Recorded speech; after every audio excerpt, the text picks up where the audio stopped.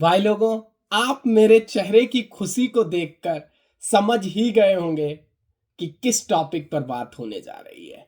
बात होने जा रही है semifinal number 2 ICC women's world Cup 2025, India versus Australia. आप लोगों को पहले एक पटकथा सुनाता हूं, आपको लेकर चलते हैं 8 साल पहले।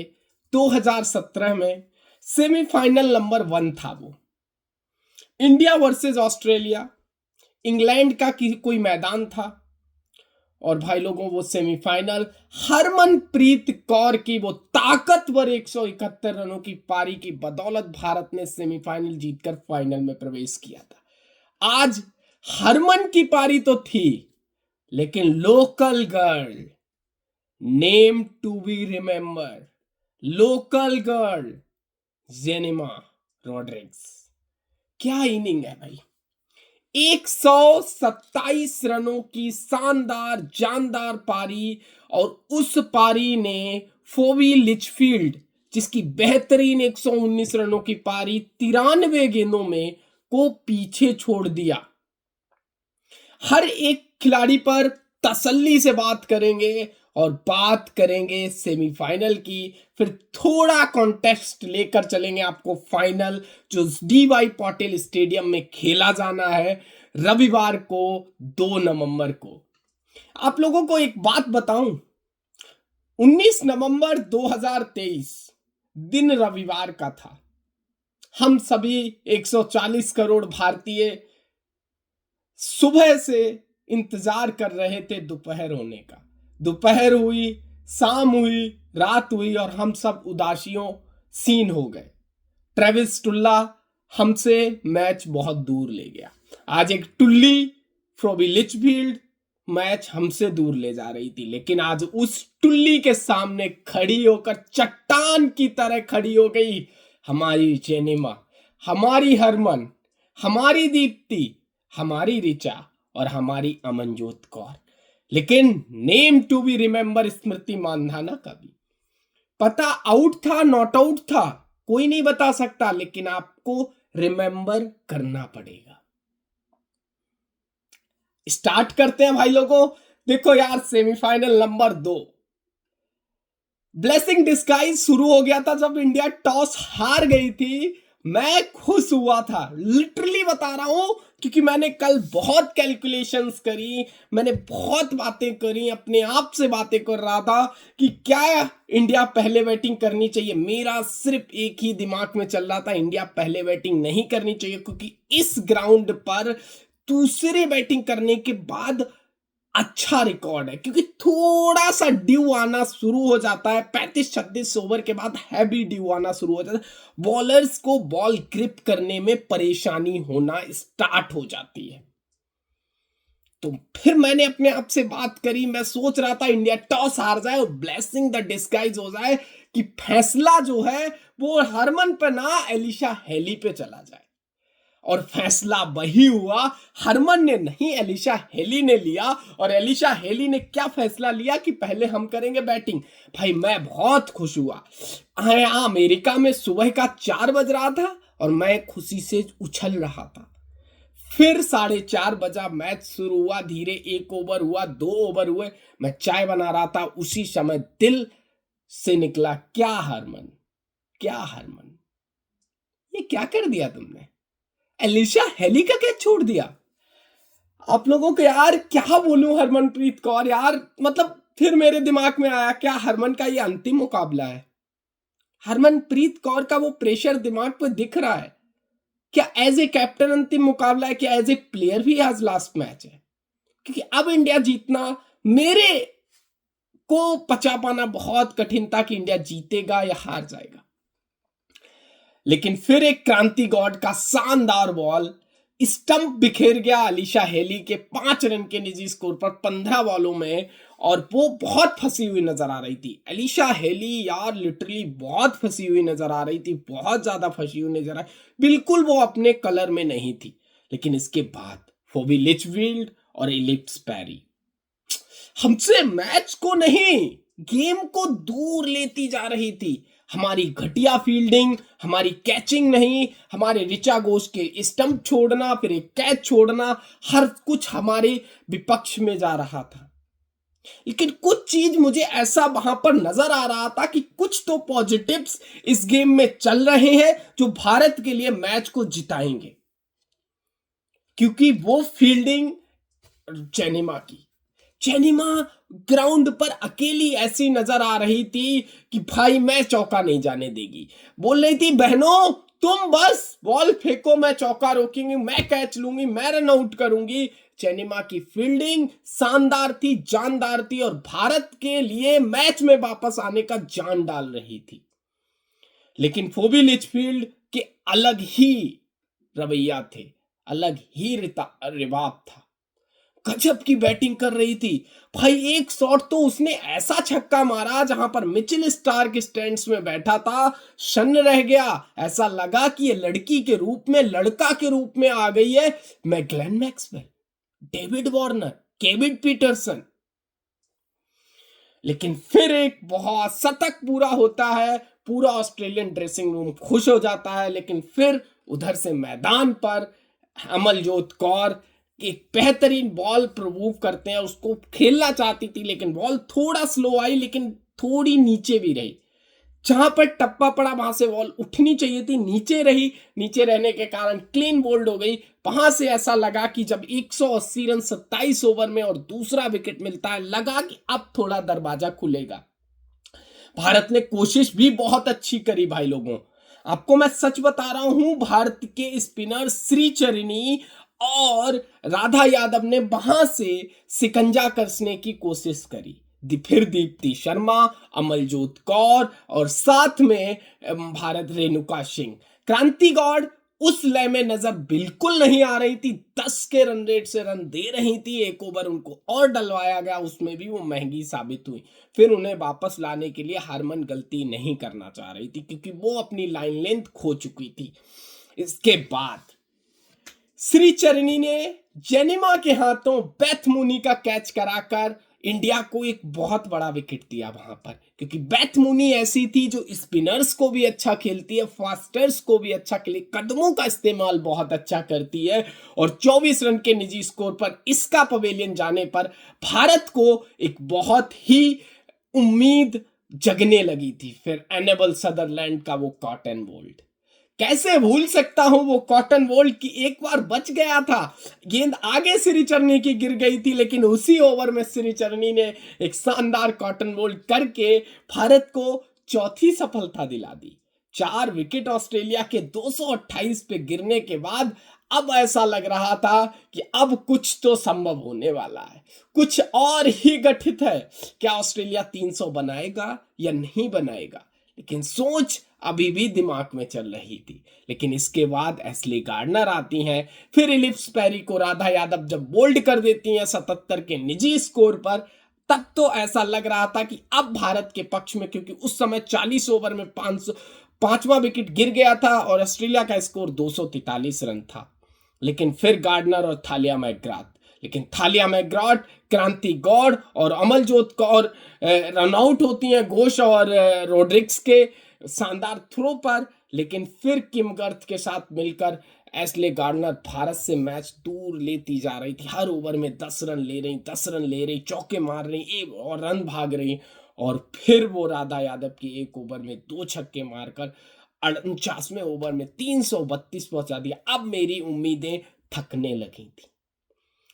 ऑस्ट्रेलिया की पूरी पारी 49 ओवर में 338 रनों पर सिमट गई। लेकिन मेरी अभी उम्मीदें खत्म नहीं हुई थी।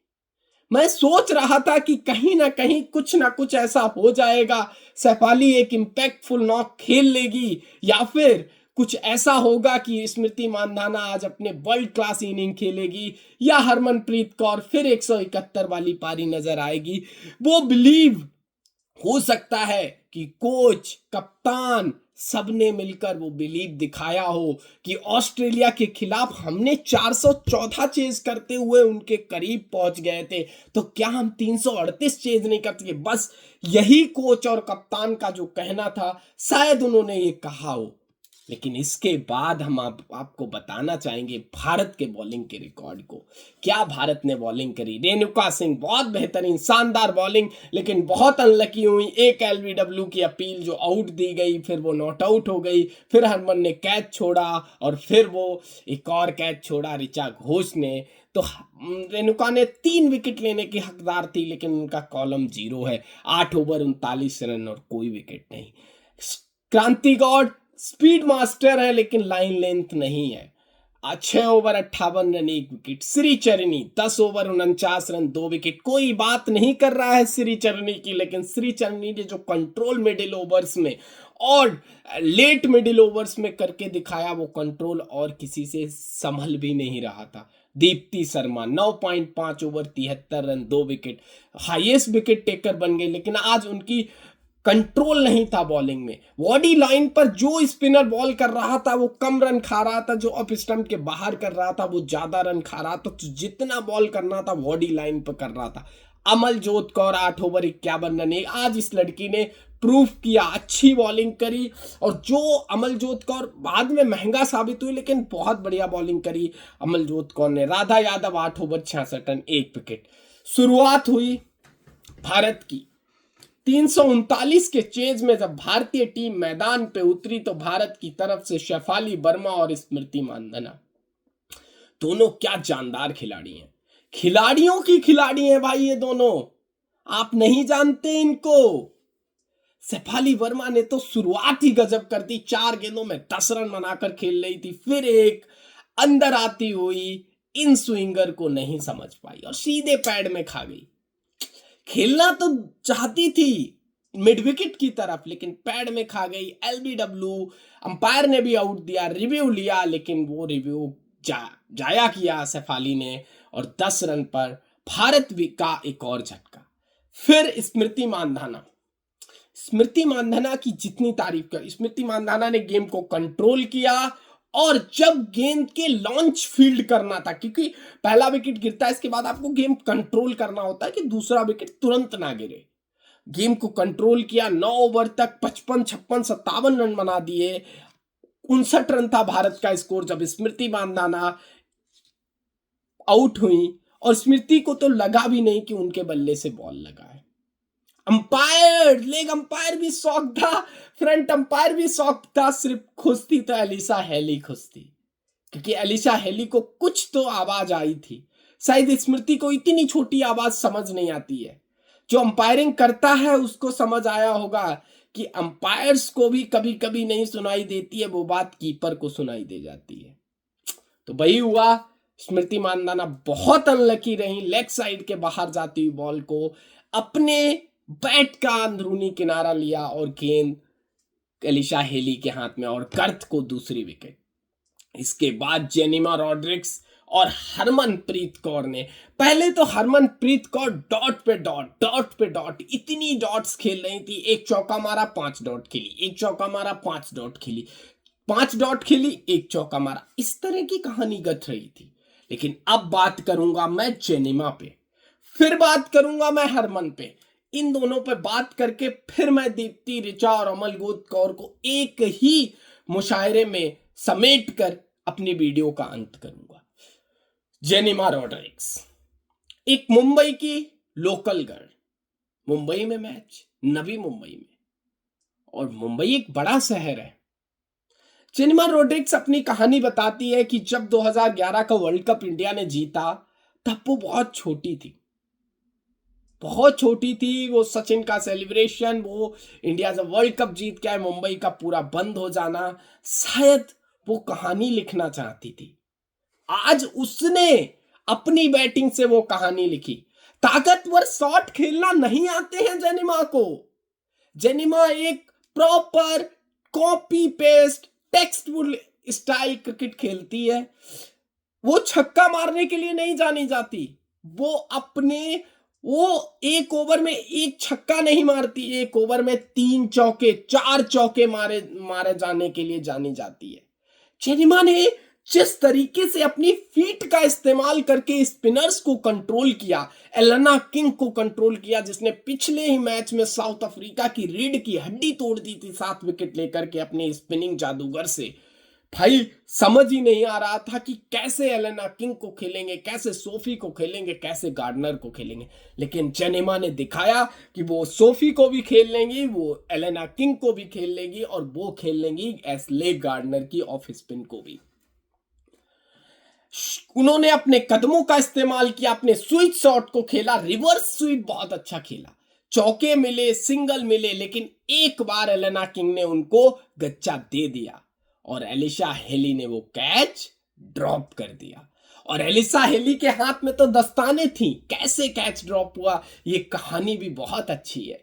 वो एलिशा हेली की वो जो क्या होता है कि आप कभी बड़ी टीम को भी आपने प्रेशर में आते देखा है ना, वो आज मैंने ऑस्ट्रेलियन टीम के अंदर वो भय देखा, वो प्रेशर देखा, वो दबाव देखा जो 19 नवंबर 2023 को इंडियन टीम के दिमाग में था और उस दबाव में हमारी टीम बिखर गई थी। आज 31 अक्टूबर 2025 ऑस्ट्रेलियन टीम उसी दबाव में बिखर गई।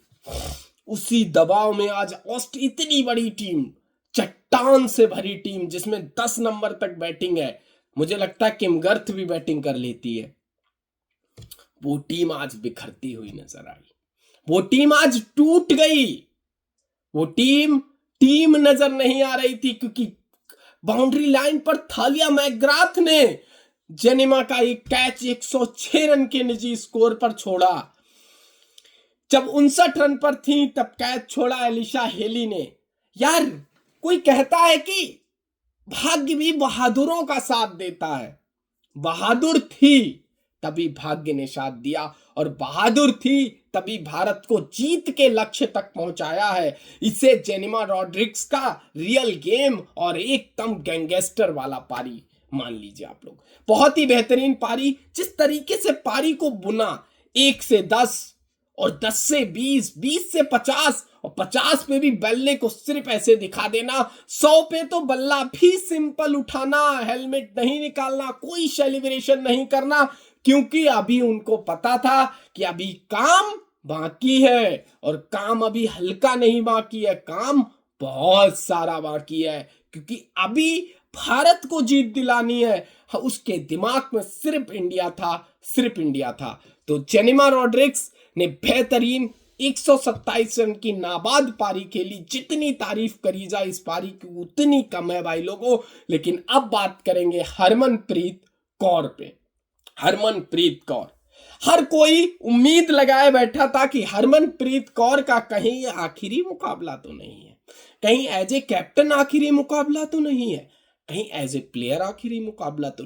36 साल की हो गई है, लगभग 180 ओडीआईज खेल लिए हैं, कप्तानी करते 5 से 6 साल हो गए हैं, कोई आईसीसी ट्रॉफी नहीं आई है। कभी सेमीफाइनल में हार मिलती है, कभी फाइनल में हार मिलती है, कभी कॉमनवेल्थ कप में हार मिल जाती है, कभी हम हारते हैं जाके ओलंपिक्स में।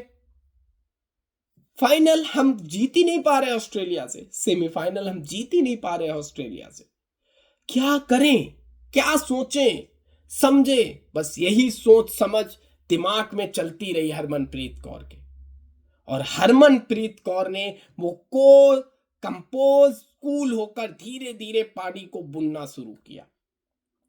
89 रन की पारी 88 बॉलों में। एक समय हरमनप्रीत कौर 15 बॉल में 3 रन बनाकर खेल रही थी और क्या पारी को धीरे धीरे बुनना शुरू किया। धीरे धीरे उस पारी को सेप दी, 30 से 50 लेकर गई, 50 पे सेलिब्रेशन किया और फिर ऐसा लगा कि हरमन अब नहीं रुकेगी, छक्के और चौकों में ही बात करेगी। मेरे दिमाग में एक टोटल था जो कैलकुलेटर से भी ज्यादा तेज चल रहा था, 30 ओवर में 190 रन और भारत ने 30 ओवर में 190 रन बनाए। उसमें हरमनप्रीत कौर का बहुत बड़ा हाथ था।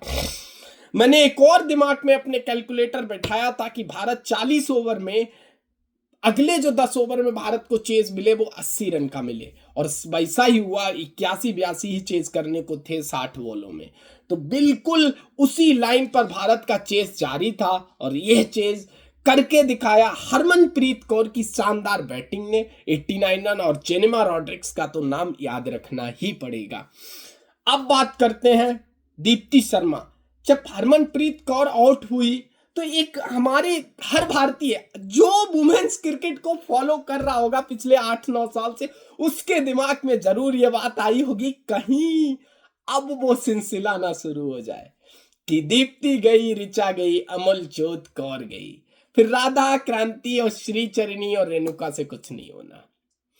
जरूर आया, मेरे दिमाग में आया था कि कहीं जेनिमा अकेली ना खड़ी रह जाए, लेकिन ऐसा नहीं हुआ। आज दीप्ति ने वो शानदार पारी खेली। दीप्ति वो थोड़ा तेज नहीं भाग पाती है, जेनिमा का कॉल गलत था, दीप्ति पहुंच नहीं पाई, रन आउट हुई 24 रन, लेकिन वो 24 रन बहुत वैल्यूएबल थे 17 बॉलों में। वो इस रन रेट को, जिस तरीके से भारत का रन रेट, कभी भी भारत ने रिक्वायर्ड रन रेट को 9-10 नहीं होने दिया। 7, 7.5, 8, 8.25 और 8.5, इससे ज्यादा रिक्वायर्ड रन रेट को बढ़ने भी नहीं दिया। ये तारीफ काबिल है जेनिमा, तारीफ काबिल है हरमन, तारीफ के काबिल है दीप्ति। फिर ऋचा घोष ने आकर जो फायरी पारी खेली 16 बॉलों में 26 रन, 2 चौके और 2 छक्के, वो भी ऋचा घोष यही ताकतवर, यही पिंच हिटिंग के लिए जाने। और अमलजोत कौर ने बची कुची उम्मीदें जो ऑस्ट्रेलिया की थी उन पर पानी फेर दिया और भारत को एक शानदार जीत दिलाई।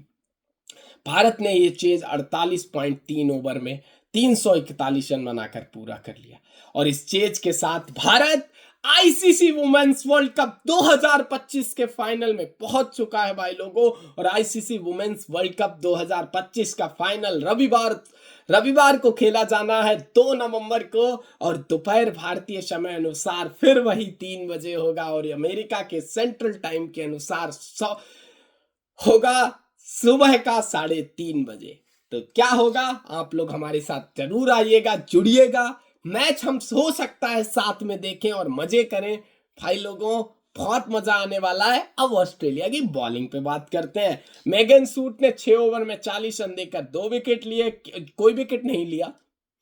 किम Garth 7 over 46 run 2 wicket, Ashleigh Gardner 8 over 55 run कोई विकेट नहीं, Sophie Molineux 6 over 44 run, Annabel Sutherland 10 over 69 run 2 wicket, Alana King 9 over 58 run. आज वो चीज ऑस्ट्रेलियन बॉलिंग में, फील्डिंग में आज ऑस्ट्रेलिया वाली बात नहीं दिखी, ये बात आपको माननी पड़ेगी। ये 100% सत्य बात है कि आज ऑस्ट्रेलियन टीम में ऑस्ट्रेलिया वाली आग नहीं दिखी, जिससे उन्हें आज हार का सामना करना पड़ा। तो ऑस्ट्रेलिया ने ये गेम भाई लोगों हारा है और भारत फाइनल में पहुंच गया है। आप लोगों का काम है चैनल को सब्सक्राइब करें, वीडियो को लाइक करें और जल्दी से जल्दी बहुत सारे लोगों को शेयर करें, जिससे मुझे थोड़ी सी मदद हो सके। धन्यवाद, मिलते हैं अगली वीडियो में।